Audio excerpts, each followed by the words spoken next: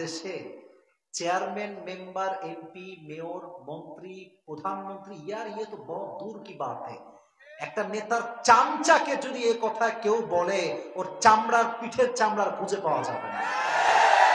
দাপট, ভাব, হ্যাঁ, বাপের কয়েক টাকা আছে, একখান R15 কিনছে, এমন বাপ মনে হয় বাপের রাস্তায় এটা, এমনি বাইক চালায়। আছে না নাই? আছে না নাই? ছি ছি, এই যত সব ন্যাংটানি পুংটানি বাংলাদেশে আছে ভাই। আপনার বিল গেটসের নাম শুনছেন? পৃথিবীর সবচেয়ে ধনী মানুষ। আপনার দেখবেন এই বিল গেটস যখন বার্গার কিনতে যায়, লাইন ধরে কিনে। আপনি দেখেন ফেসবুকে, আমি বানায় কথা একটাও বলছি না, একদম সিরিয়াল ধরে। সামনে যুবক দাঁড়ায় আছে, হ্যাঁ তাকাই না তার দিকে, আরে কিসের বিল গেটস, ও কাজ করতেছে। আর বাংলাদেশে যত সস্তা কন্টেন্ট ক্রিয়েটর আছে আর টিকটকার আছে, এদের যুবকরা দৌড়তেছে দৌড়তেছে দৌড়তেছে। এটা একমাত্র বাংলাদেশে আমার কথা সম্ভব না। অন্য দেশের মানুষ স্বপ্নকে মূল্যায়ন করে, আর এই দেশের মানুষ সারাদিন কে কি আপলোড দিল কমেন্ট নিয়ে ব্যস্ত থাকে। আছে না নাই বলেন? কে কারে বিয়ে করলো, কে কারে কিলাইলো ধইরা, এই নে পারলাম। এর চাইতে সস্তা কাজ দুনিয়াতে আর কিচ্ছু হতে পারে না। ঠিক কেন বলেন যুবক? কেন? তো ওমর ফারুক মুচকি হাসি দিয়েছেন। তো এদিকে তার পাশে তার সন্তান ছিল, তার নাম হচ্ছে আব্দুল্লাহ ইবনে ওমর। তার নাম হচ্ছে ওমর, সন্তানের নাম আপনাদেরকে বলতে হবে আব্দুল্লাহ ইবনে ওমর। বলছে, ভাই আমি আপনাকে জবাব দিব। বাবার জুব্বা লম্বা কেন হয়েছে এটার জবাব বাবা নয়, আমি দিচ্ছি। জবাব হচ্ছে এইরকম, প্রত্যেক বছর রাষ্ট্রের পক্ষ থেকে আমি একটা জামা পাই, আব্বা একটা জামা পাই। এবছর যে জামা আব্বাজান পেয়েছে, জামাটা খুব শর্ট হয়ে গিয়েছে। আব্বা চাইলে রাষ্ট্রের পক্ষ থেকে আবার নতুন একটা জামা নিয়ে আসতে পারতেন। আব্বাজান ডাক দিয়ে বললেন, হে আমার সন্তান, আমি যদি রাষ্ট্রের থেকে আর নতুন জামা নেই, রাষ্ট্রের টাকা নষ্ট হবে, তুমি তোমার জামাটা নিয়ে আসো। আমি আমার বাবাকে জামাটা দিয়ে দিলাম, আমার জামা বাবার জামা একসঙ্গে হয়ে গেল।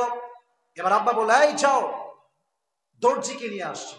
দর্জি এসেছে, বলছে, এই দর্জি সাহেব, আমার জামা শর্ট, আমার ছেলে জামা এই যে, দুইটা জামা নেন, এই জামা এই জামা দুইটা তালি লাগায় আমাকে দিয়ে দেন। সে বলছে, আরে আপনি প্রাইম মিনিস্টার, আপনি তালি দেওয়া জামা পরবেন? বলছে, আমি যদি আজকে চাই এই পৃথিবীর সবচেয়ে দামি জামা আমি পরতে পারবো, বাট আমি যাই করি না কেন, আমাকে কেউ না দেখলেও দেখে একজন অবস্থা, বলেন কে? পারবো না আমি করতে। মানাও। পট্টি দেওয়া জুব্বা পরে আছেন, এই কথা তার সন্তান ডাক দিয়ে বলছে, ভাই আব্বাজান তালি দেওয়া জুব্বা পড়েছে, বাট ওমর এমন কোন সন্তান নয় যে রাষ্ট্রের টাকা মেরে খাবে। ঠিক কেনা বলেন যুবক ভাই? তখন তিনি খুতবার মাঝে বললেন, শোনো, আমি কেন নেই নাই নতুন জুব্বা, চাইলে নিতে পারতাম, বাট এই রাষ্ট্রের টাকা মারার কারণে যদি আল্লাহ আমাকে জাহান্নামের আগুনে নিক্ষেপ করে, আমি অমর সব সহ্য করতে পারবো, বাট জাহান্নামের আগুনে আমার চামড়াতে ঝলসে যাবে, এই তাপ আমি কখনো সহ্য করতে পারবো না। সুবহানাল্লাহ বলে, সুবহানাল্লাহ। ভয় কাকে বলে? হিসাবের ভয় কাকে বলে? 1 টাকা নয়, দেশ থেকে 1000 টাকা পাচার হয়, আপনি জানেন? খবর আছে কোনো? আপনি তো ঘুমাচ্ছেন, টিকটক চালাচ্ছেন, সারাদিন শেয়ারিং চলতেছে, আপনার কোনো খবর নাই। আপনার 1000 কোটি টাকা ব্যাংক থেকে আজকে লুট করে মানুষের হক নষ্ট করা হচ্ছে। ঠিক কেন বলার জন্য? কেন তাদেরকে জাহান্নামের আগুনের ওয়াজ শোনাবে কে? কে শোনাবে? কে বুঝাবে? আল্লাহ এদেরকে হেদায়েত দান করুন, সকলেই পড়েন আমিন। এটা হচ্ছে সাহাবা একরামদের মাঝে জাহান্নামের আগুনের ভয় ছিল। এবার আসেন আমরা আরেকটা কনসেপ্টে যাই। তবে একটা প্রশ্ন করি আপনাদের নলেজ চেক করবার জন্য, আশা করছি আপনারা সঠিক জবাব দিবেন, তবু একটা ব্যাখ্যা আমি এর পরে দিব। বলেন, জাহান্নামে পুরুষের সংখ্যা বেশি হবে না নারীর সংখ্যা বেশি হবে? আরে বাপ, খুব মজা লাগছে বলতে, তাই না? নারীরা যাবে জাহান্নামে, বাপ। তবে এখানে একটা বিষয় বুঝতে হবে, এটা হয়তো অনেকে ভুল বোঝেন আপনারা, ওলামা একরাম এটা আমার চেয়ে আরো ভালো বুঝবেন, যারা সিনিয়র আছেন তারা। জাহান্নামে কাদের সংখ্যা বেশি হবে, এই ক্ষেত্রে 2 রকমের হাদিসই আছে। কোন হাদিসে আছে নারীরাই হবে সবচেয়ে বেশি জাহান্নামী, কোন হাদিসে আছে পুরুষরাই হবে সবচেয়ে বেশি জাহান্নামী। অতএব ঢালাও ভাবে সব নারী জাহান্নামে যাবে, আমরা চেল চালাইয়া বেহেশতে যাব, এটা ঠিক না। যার যার আমল অনুযায়ী শেষে জান্নাত পাবে, শেষে জাহান্নাম পাবে। তবে হ্যাঁ, একটা বিষয় শিওর থাকেন, জাহান্নামে যাওয়ার সবচাইতে বড় কারণ হচ্ছে একটা, ইয়াতাসাআলুনা আনিল মুজরিমিন মা সালাকাকুম ফি সাকার ক্বালু লাম নাকু মিনাল মুসাল্লিন। কিয়ামতের ময়দানে সবাইকে, everyone will be asked about their সালাহ। প্রত্যেক মানুষকেই নামাজ সম্পর্কে জিজ্ঞেস করা হবে। আর যতজন জাহান্নামে যাবে সবার জবাব হবে একটা, যে আমি জাহান্নামে এসেছি এর প্রথম কারণ আমি নামাজি ছিলাম না। নাউজুবিল্লাহ বললেন না আপনারা সবাই? একটা সবচেয়ে বড় কারণ, এর চাইতে বড় কারণ পৃথিবীতে আর কিচ্ছু নাই। অনেকে দেখবেন শুধু জুমার দিন আসে, বাদ বাকি দিন এরে হারি কেন্দ্র খুঁজে পাওয়া যায় না। আপনারা ঠিক বেঠিক বলবেন না? আছে না? আছে না? আচ্ছা, কখন জুমার দিন কখন আসে জানেন? আজানের সময় আসে না, ওয়াজের সময়ও আসে না, আরবি খুতবার সময়ও আসে না। যখন একদম একামত দেওয়া শেষ, আল্লাহু আকবার দিয়ে দাঁড়ায় গিয়েছে, কেরাত শেষ, রুকুতে যখন যাবে লুঙ্গি খুলে যাচ্ছে, বাঁধতে বাঁধতে দৌড় দিয়ে আসছে। আর যখন সালাম, রাগটা করছেন নাকি আপনারা? যখন সালাম ফিরাই দিবে, আসসালামু আলাইকুম, আসসালামু আলাইকুম, যেই সালাম এটাই ফিরাবে বামের দিকে, ওর আগে লুঙ্গি তুলে দৌড় মারবে। আছে না? আছে না? আছে না? আছে না? আর সবচেয়ে বড় আফসোসের বিষয়, যুবক ভাইরা, কথা একদম বুঝে ঠিক বলবা, এই বাটপার গুলো মোড়ের চায়ের দোকানে বসে আলেমদের নামে বদনাম করে বেড়ায়। এই জন্যই ঠিকই বলে যে ওরে বাটপার। এটা কি একটা অবস্থা। আর চায়ের দোকানে দেখবেন কালকেও এগুলো, ওই জায়গায় ওয়াজ করলাম না, কালকেও বদনাম হবে, এই কোন হুজুর এসেছিল, কি ওয়াজ করে গেল এগুলো। কিন্তু যে কইবে এইটা, এই পেশাব করে পানিও নেয় না। এজন্য মাথায় রাখবেন, উপরে ফিটফাট, যার ভেতরে সদরঘাট, তার 2 পয়সা দাম আমাদের কাছে নাই। ঠিক কেনা বলো যুবক ভাই? তো যেটা বলছিলাম, নামাজ হবে সবচেয়ে বড় জাহান্নামে যাওয়ার কারণ। নামাজের গুরুত্ব কত বেশি বলেন তো? আমাদের ইসলামের সবচেয়ে ঐতিহাসিক খলিফা যিনি, তার নাম একটু আগে বললাম, ওমরে ফারুক। আর প্রথম ছিলেন যে, তার নাম ছিল কি? আবু বকর। আপনারা সবাই কি চান যে মদিনায় একবার যাবেন? চান সবাই? ইনশাআল্লাহ। ইনশাআল্লাহ আসতে বললে কিন্তু আল্লাহ কবুল নাও করতে পারে, বলেন না ইনশাআল্লাহ।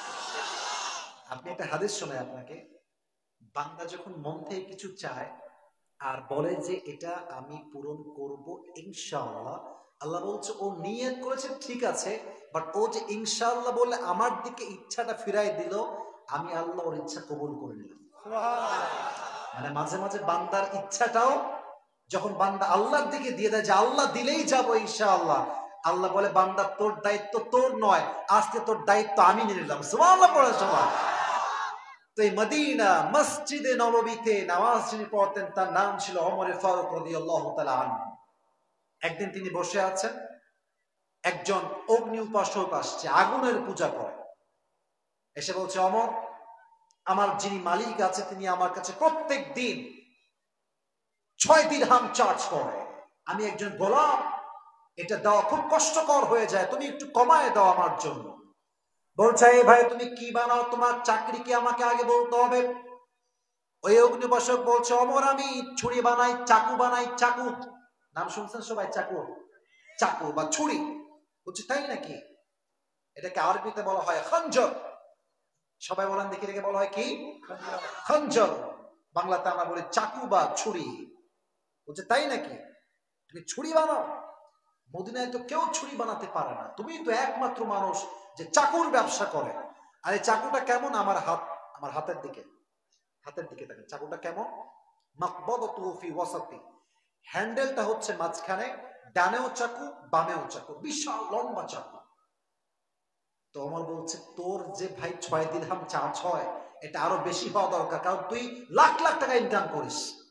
এই কথা শুনে সে বলছে, ও তাই, আমি তো মুসলমান না, তাই সবার বেলায় নরম আর আমার বেলায় গরম, তাই না? দাঁড়াও, তোমারা কি করতে হয় আমি দেখতেছি।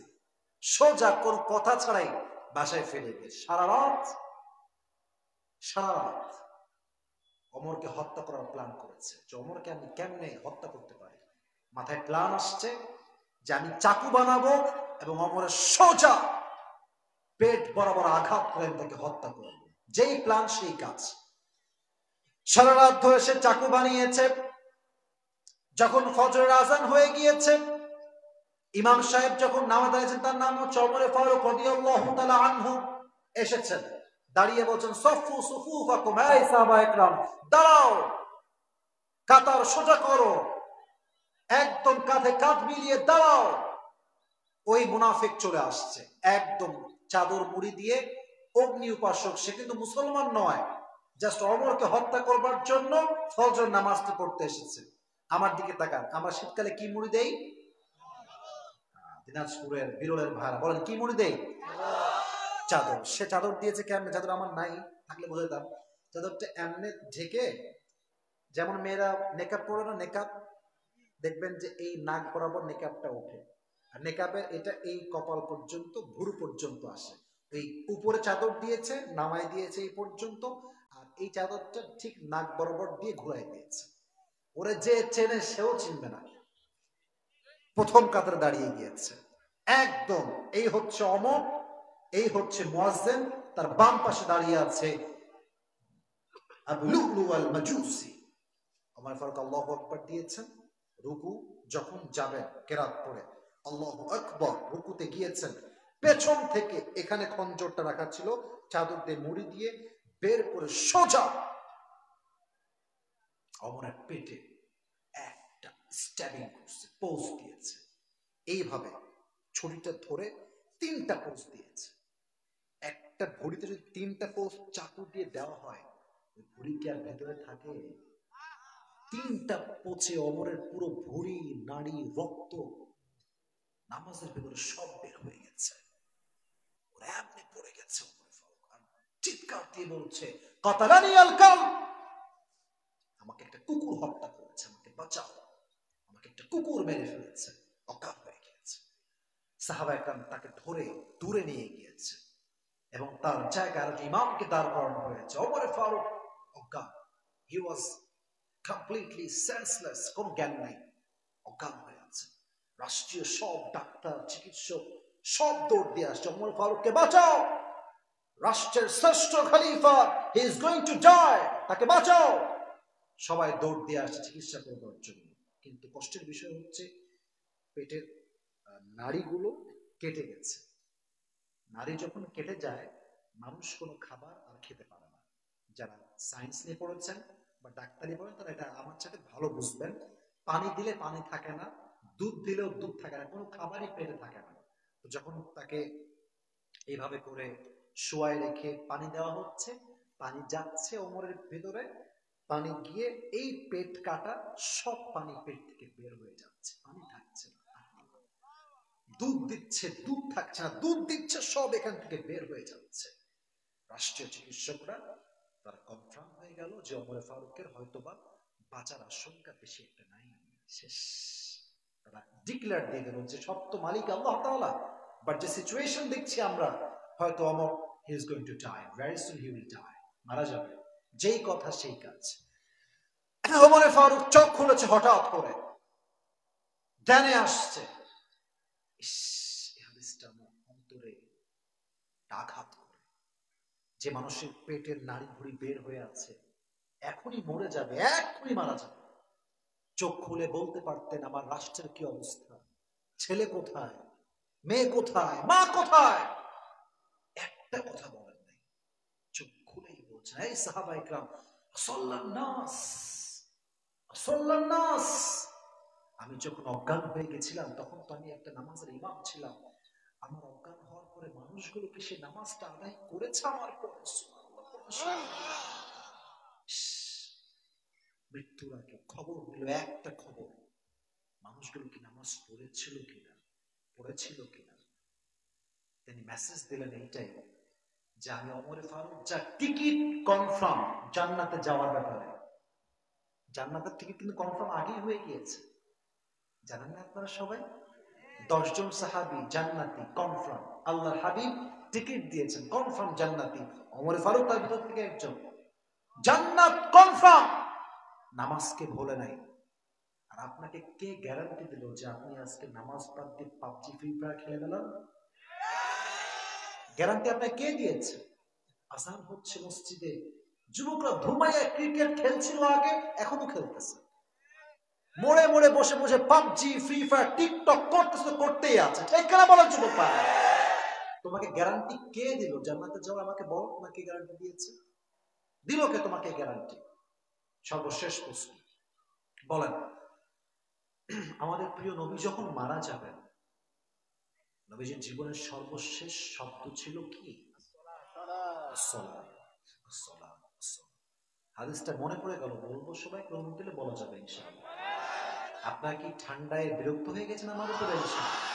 আমি আপনাদেরকে অনেক ভালোবাসি।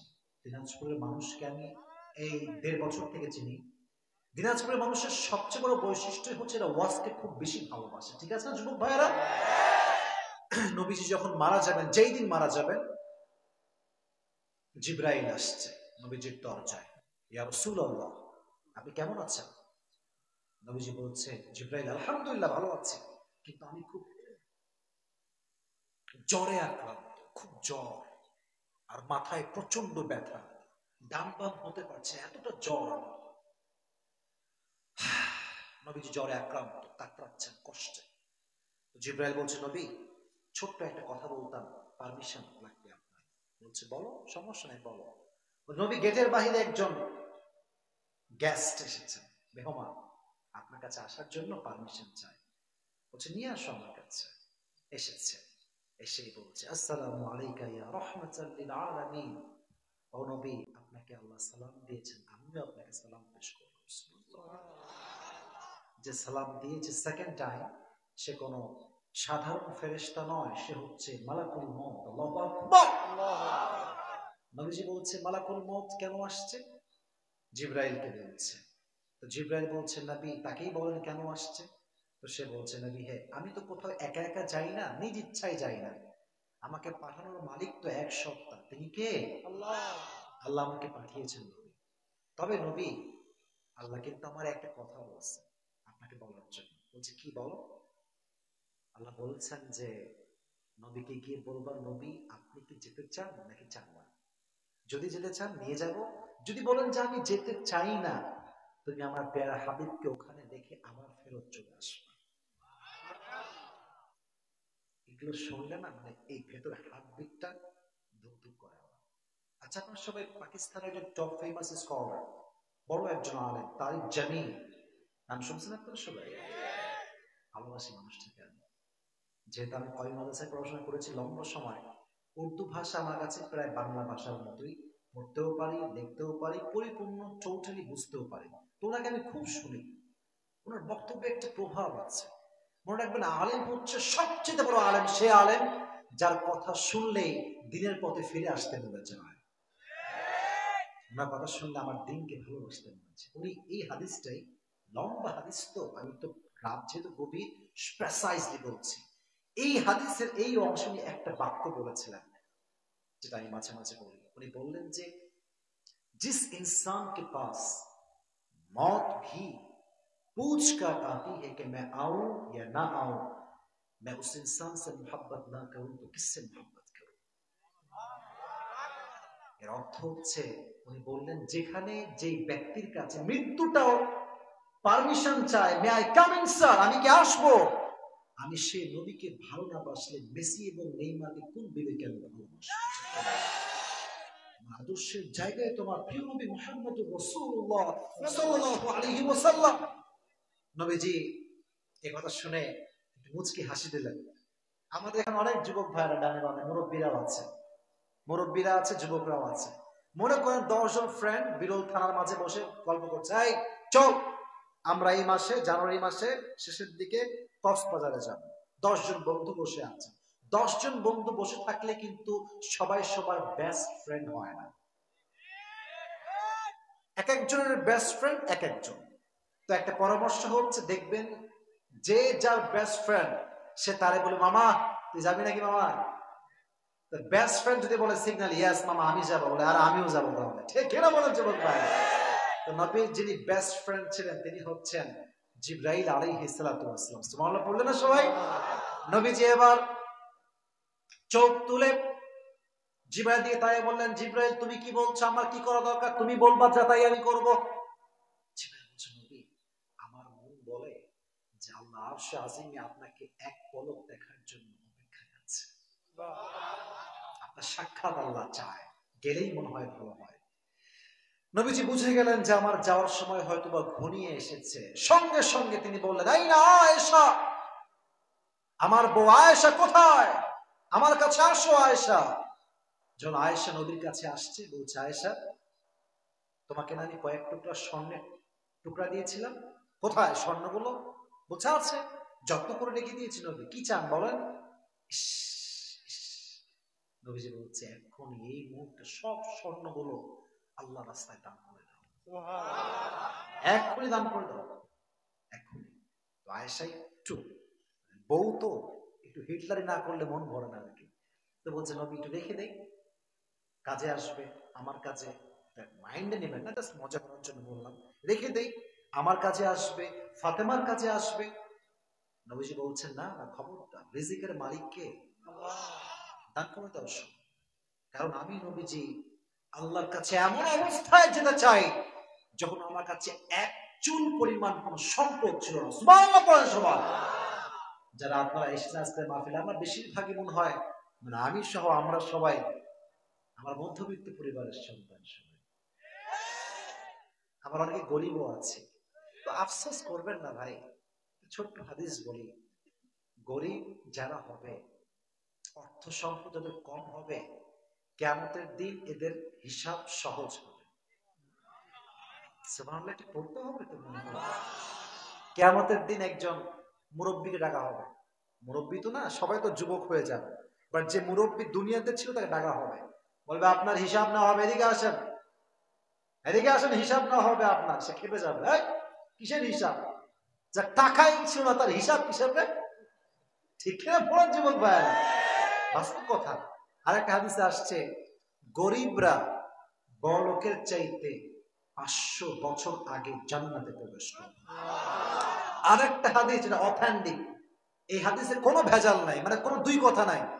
এই হাদিসটা হচ্ছে এরকম, নবীজি যখন জান্নাতে প্রবেশ করবেন, নবীজি গরিব উম্মতদেরকে সাথে নিয়ে জান্নাতে প্রবেশ করবেন। তার মানে কি বড়লোকরা সব জাহান্নামী? তা না, তা না। বড়লোক যে তার কথায় আমানতদার, ইমানদার, ব্যবসায় সৎ, মিথ্যা কথা বলে নাই, সব ব্যবসা করেছে, সেও নবীর সঙ্গে জান্নাতে একসঙ্গে প্রবেশ করবে। সুবহানাল্লাহ পড়ে শোনা। নবীজি বলেন, সব দান করে দাও, কিচ্ছু লাগবে না। যখন দান করা হয়ে গেল, জিবরাইল বলছে, নবী এবার কি আপনার কাজটা করা যাবে? জিবরাইল বলছে, নবী এবার কি রূহ কবজ করবে? বললো, করো রূহ কবজ। যখনই রূহ কবজ করা শুরু হবে, সর্বশেষ নবীজি বললেন, আসসালাত আসসালাত আসসালাত ওয়া মা মালাকাত আইমানুকুম।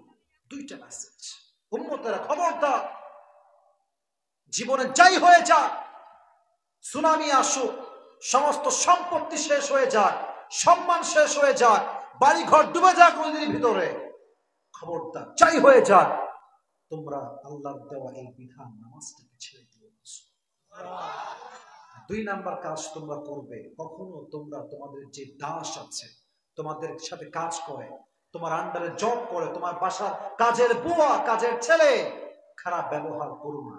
খারাপ ব্যবহার যদি না করো, তোমাকে আমি নিজেই জান্নাতের জামিন দিব। সুবহানাল্লাহ পড়েন সবাই। তার নবীর জীবনের সর্বশেষ কথাও ছিল নামাজ, নামাজ, নামাজ। অতএব যেই নেতা নামাজ পড়ে না, সেই নেতা নেতা হওয়ার যোগ্যতা রাখে না। যেই হুজুর নামাজ পড়ে না, সেই হুজুর ওয়াজ মাহফিলে বসে ওয়াজ করার কোনো যোগ্যতা রাখে না। এবং যেই মুসল্লিরা 5 ওয়াক্ত নামাজ মসজিদে পড়ে না, তাদের কোনো অধিকার নাই ইমামের বিরুদ্ধে টু শব্দ করবা। ঠিক কিনা বলেন যুবক ভাইরা? মাথায় রাখবেন, নামাজ নাই। আচ্ছা, আপনারা সবাই মিজানুর রহমান আজহারের নাম শুনছেন না? আচ্ছা, সবাই জানেন, নাম শুনছেন না, আমি এটা নরমালি বললাম একটা কথা বলার জন্য। ওনার একজন নানা ছিলেন, তার নাম ছিল হচ্ছে গোলাম সরওয়ার সাইদি হুজুর। গোলাম সরওয়ার সাইদি হুজুর মারা গেছেন, আল্লাহ ওনাকে জান্নাত নসিব করুন, আমিন। করোনা ভাইরাসের সময় ওনার একটা বক্তব্য খুব বেশি ভাইরাল ছিল। ওরা একটা বাক্য আমি বলছি, সব বলবো না। উনি বলেছিলেন, নামাজ নাই যার ইমান নাই তার। নামাজ নাই যার, মুসলমান পরিচয় দেওয়ার অধিকার নাই তার। ঠিক কেনা বলেন যুবকেরা? নামাজ লাগবে। জাহান্নাম থেকে বাঁচতে চাইলে নামাজ লাগবে। যে নামাজি হবে, একটা আয়াত বলছি, যে নামাজি হবে এবং ধৈর্যশীল হবে, ইন্নামা ইউওয়াফাস সাবিরুনা আজরুহুম বিগাইরি হিসাব, কিয়ামতের দিন তাকে বিনা হিসাবে জান্নাতে প্রবেশ করানো। এজন্য আজ থেকে সবাই ওয়াজ, কিন্তু এখন আমি পুরো কনসেপ্ট ক্লিয়ার করব, তবে একটা ওয়াদা করতে হবে, নয় আজকের ওয়াজটা সম্পূর্ণ হবে না। সবাই একটু মেহেরবানি করে রেজ ইউর হ্যান্ড, হাতটা তোলেন, একটু হাতটা তোলেন। আগে বলেন তো, শেষ ভালো যার। আমাদের শেষটা সত্যি খুব অসাধারণ হবে ইনশাআল্লাহ আজকে। সবাই আমার সঙ্গে ওয়াদা, হাত রাখেন, হাত রাখেন। সবাই একটা আগে কাশি দেন। এবার আমি যা বলবো, ডানে বামে সামনে আপনিও সবাই বলবেন। বলেন সবাই, হুজুর। এই আওয়াজ আমি খুশি হইতে পারলাম না। বলেন সবাই, হুজুর। আমরা ওয়াদা করছি আজ থেকে 5 ওয়াক্ত নামাজ বা জামাত, জোরে বলতে হবে বাবুরা, চালাকি করা যাবে না যুবকেরা। বলেন, বা জামাত আদায় করব। জোরে সরে বলেন ইনশাআল্লাহ। আল্লাহ প্রত্যেকটা যুবককে, মুরব্বীকে, মা বোনকে 5 ওয়াক্ত নামাজি হয়ে জীবন যাপন করার তৌফিক দান করুন। আমিন। এবার আসেন, ফুল ওয়াজটা আপনাকে আমি শুরু থেকে নিয়ে ভূমিকা সহ বলছি, খুবই অল্প সময়। মানি ব্যাগটা বের করে না বলবে যে হুজুর মনে হয় হুদায় লোক দেখাচ্ছে। আর খবরদার, এই লাল চাদরওয়ালা কাহা যা হে হো তোমার, খবরদার। আচ্ছা, ও যাবো মানে ওয়াশরুমে যাওয়া লাগবে, যাই হোক। 1 নাম্বার 2 নাম্বার, 1 জন 2 জন ঠিক আছে, বাট আমার শ্রোতা যা ছিল 100 ভাগের 99 ভাগে আমার শ্রোতা এখন পর্যন্ত বসে বসে ওয়াজ শুনেছে। ঠিক কেনা বলেন যুবকেরা? This is the power of Dinajpur. এটা দিনাজপুরের মাটির ভালোবাসা, শক্তি। এবং আমি যখনই আসবো দিনাজপুরে, আরে মন খুলে বাহাদুরের মতো আসবো, কারণ আমি ইসলাম প্রেমিক মানুষদের কাছে যাচ্ছি। ঠিক কেনা বলেন যুবকেরা? এখন আমি ওয়াজটা একদম আপনাকে ব্যাখ্যা সহ পয়েন্ট আকারে বলছি, একটু ধরে নেবেন ওয়াজগুলো। যে পারবেন তার জন্য আজকে পুরস্কার থাকবে ইনশাআল্লাহ। এবার আসেন, আজকে ওয়াজের মূল সেন্ট্রাল থিম বা সাবজেক্ট ম্যাটার, মূল আলোচ্য বিষয় কি ছিল? জাহান্নাম। বলেন, কি ছিল? জাহান্নাম। এটা হচ্ছে মূল আলোচনার বিষয়বস্তু। 4টা বিষয় আমরা ধাপে ধাপে কথা বলেছি। প্রথম, জাহান্নামটা কেমন হবে, কয়েকটা আয়াত বলেছিলাম, আপনাকে ফুল মাথায় রাখতে হবে না, 2-1টা ট্রান্সলেশন মাথায় রাখলেই হবে। বলেছিলাম, ইন্না জাহান্নামা কানাত মিরসাদা, the hellfire will be like a boat. জাহান্নামটা হবে একটা বিশাল বড় ঘাটির মতো। যারা নামাজি ছিল না, সুদখোর, ঘুষখোর, এদেরকে জাহান্নামে জায়গা দিবে একজন, তিনি কে? আল্লাহ। আরো বলেছিলাম, জাহান্নামে যারা যাবে তারা যুগের পরে যুগ জাহান্নামে বসবাস করবে এবং জাহান্নামীদের খাবার থাকবে না। আর যে পানি দেওয়া হবে, এটা হবে রক্ত এবং পুজের পানি। নাউজুবিল্লাহ পড়লেন না আপনারা সবাই? এটা ছিল জাহান্নামের একটা basic knowledge about the hellfire, that how will be the hellfire look like, জাহান্নামটা কেমন হবে, এটা বেসিক আইডিয়া আল্লাহ সূরা নাবা এর ভিতরে দিয়েছে। 30 পারার 1 নাম্বার পৃষ্ঠা। সূরার নাম হচ্ছে সূরাতুন নাবা। সূরাটার নাম কি বলেন? নাবা। এটা গেল প্রথম সাবজেক্ট, প্রথম কনসেপ্ট। 2 নম্বরে ছিল জাহান্নামের আগুনের শাস্তি। এটা জাহান্নামের আগুনটা যে হবে, এই আগুনটা কেমন হবে?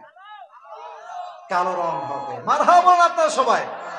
তবে হাদিসটা শুধু কালো বললে কিন্তু শেষ হবে না, ঠিক আছে? হাদিসের 3টা স্টেপ আছে। প্রথমে বলেছিলাম 1000 বছরে কি হয়েছে, পরের 1000 বছরে, তারপরে কি হয়েছে? কালো। মাশাআল্লাহ। আরেকটা হাদিস বলেছিলাম, নবীজি বলতেন, এই সাহাবায়ে কেরাম, জাহান্নামের আগুনকে বড্ড তোমাদের জন্য ভয় পাই, কারণ এই জাহান্নামের আগুন যখন দেহের চামড়াতে স্পর্শ করবে, চামড়াগুলো কি হবে? খসে খসে পড়ে যাবে। অতএব জাহান্নামের আগুনের তাপ কম হবে না বেশি হবে? এবং তাপ কত বেশি হবে তাও বলেছিলাম, দুনিয়ার আগুনের চাইতে জাহান্নামের আগুনের তাপ কত বেশি হবে? মাশাআল্লাহ, এই হচ্ছে আমার শ্রোতা। মারহাবা বলেন আপনারা সবাই। এটা হচ্ছে জাহান্নামের আগুনের ভয়াবহতা। 3 নাম্বার কনসেপ্ট ছিল সাহাবায়ে কেরামদের মাঝে জাহান্নামের আগুনের ভয় কেমন ছিল। 2 জন সাহাবীর নাম বলেছি, খুবই সহজে বলেছি। প্রথম ছিলেন কে? আবু বকর সিদ্দিক, মাশাআল্লাহ। 2 ছিল কে? ওমর ফারুক রাদিয়াল্লাহু তাআলা আনহু। হাদিসগুলো একদম প্রেসাইজলি জাস্ট মেসেজটা বলছি। আবু বকর শাড়ি কিনতে চাইলে কিনতে পারতেন, বাট কিনেন নাই। ভয়টা কিসের? জাহান্নামের আগুনের ভয়। কেনেন নাই, বরং তার যে বেতনটা ছিল ওটা আরো বাড়াই দিয়েছেন, তাই না? বাড়াইছেন না কমাইছেন? আর ঘোষণা দিয়েছেন জাহান্নামের আগুনের ভয় যারা আছে সে রাষ্ট্রের 1 পয়সা মেরে খাওয়ার কোনো সুযোগ পাবে না। ঠিক না বল? নাম্বার 1 হাদিস আবু বকরকে নিয়ে জাহান্নামের আগুনের ভয় কেমন ছিল। 2 নাম্বার হাদিস ছিল ওমর ফারুক রাদিয়াল্লাহু তাআলা আনহুকে নিয়ে। তিনি একবার মেম্বারে দাঁড়িয়ে কি দিচ্ছিলেন? শুনি নাই, বলেন কি দিচ্ছিলেন? তো একজন দাঁড়িয়ে বলল, ওমর তোমার এটা কি? এটা জুব্বা এত ঝুল কেন, লম্বা কেন? তো তার সন্তান বলেছিল চাইলে নতুন জুব্বা কিনতে পারতেন, বাট আমার জামা আর বাবার জামা দুইটা মিলে কি দিয়েছেন? তালি দিয়ে পড়েছেন। কেন? জাহান্নামের আগুনের ভয়। যদি চাইতেন কিনতে পারতেন, বাট রাষ্ট্রের টাকা মেরে খেলে জাহান্নামের আগুনে পড়াবে আল্লাহ তাআলা। ঠিক কিনা বলেন যুবক ভাই? উনি নতুন জুব্বা কিনেন না। এই ছিল জাহান্নামের আগুনের ভয় সাহাবায়ে কেরামদের মাঝে কেমন ছিল। এটা কয় নাম্বার বিষয় গেল? 3 নাম্বার। বলেন কয় নাম্বার? সর্বশেষ বলেছিলাম যে জাহান্নামীদের সংখ্যা যা হবে বেশিরভাগ কাদের হবে? বাট এখানে একটা কনসেপ্ট ক্লিয়ার করেছিলাম যে নারীও যেমন জাহান্নামী এক সংখ্যাতে হাদিসে বেশি আছে, আর এক হাদিসে আছে কি আছে? পুরুষদের সংখ্যাও বেশি হবে। বাট জাহান্নামে যাওয়া সবচাইতে বড় কারণ হবে একটা, সালাত। বলেন এটার নাম কি? এটা কি টমেটো সালাদ নাকি ভাই? নামাজ। এটার নাম কি? নামাজ। নামাজের ক্ষেত্রে আমি কোন লম্বা হাদিস বলবো না, এখন 2টা কথা বলবো। ওমর ফারুক যখন মারা যাবেন, যখন শেষ হায়াত, চোখ খুলেই তিনি একটা শব্দ বলেছিলেন। শব্দটা ছিল কি? সালাম, নামাজ। মানুষগুলো কি নামাজ আদায় করেছে? যখন তারা বলল করেছে, তখন ওমর ফারুক শান্তির সঙ্গে প্রশান্তি নিয়ে কালেমা পাঠ করলেন, আল্লাহর কাছে তিনি ফিরে গেলেন। সুবহানাল্লাহ পড়েন সবাই। এবং সর্বশেষ হাদিস ছিল আমার প্রিয় নবীজির সর্বশেষ শব্দ ছিল 2টা বিষয়। 1 নাম্বার, বলেন না কেন, ভয় পাচ্ছেন না, বলেন আবার বলেন, ছিল কি? আসসালাত, নামাজ। 2 নাম্বার বিষয় ছিল তোমাদের যে গোলাম আছে, স্টাফ আছে, দাস আছে, কাজের বুয়া আছে, যেই হোক, তোমার কোম্পানির স্টাফ হোক, তোমার দোকানের স্টাফ হোক, তোমার যে বিল্ডিং আছে বিল্ডিং এর কোনো কর্মচারী হোক, কারোর সঙ্গে খারাপ ধমক দিয়ে কথা বলা যাবে